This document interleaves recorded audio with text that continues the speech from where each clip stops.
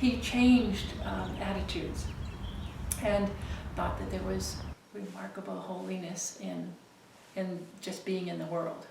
He lived a life here where he went to Redwood Library, went down to the beach. He kind of lived an outdoor life in Newport. Willie Miller Channing is a really interesting individual because he was born in Newport in 1780. He ended up going to Harvard.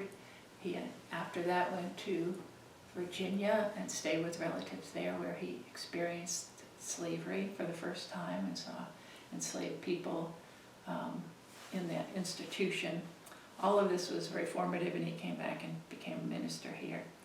What he's particularly noted for is the transition in Protestant Christianity from a fire and brimstone, relatively harsh attitude toward, whether you were sinful or not, and whether you were entitled to the love of God or not, into an appreciation of nature and a much more internal, find goodness in yourself feeling about religion. So he came back here every summer. Sometimes he would preach in churches here and had followers and friends who were part of the island community.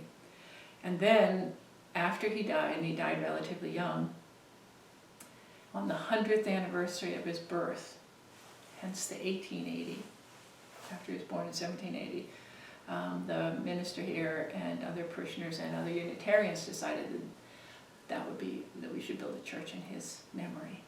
So they, within I think about a year, raised money from all over, not just the country, but all over the world, because there are Unitarians in Europe, and enough money to build this church. The Unitarian Universalism approach is to say that each individual has a right and a responsibility to find the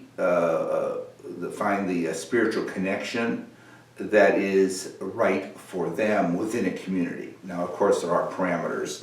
You just can't believe anything, but that you are to sort of use those foundational principles as how we wish to, or how we as individuals should relate to the larger world and to each other.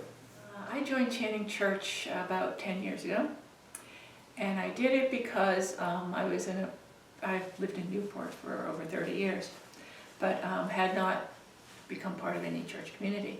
So I actually went kind of church shopping. So when this was the first place I came, and I didn't keep shopping.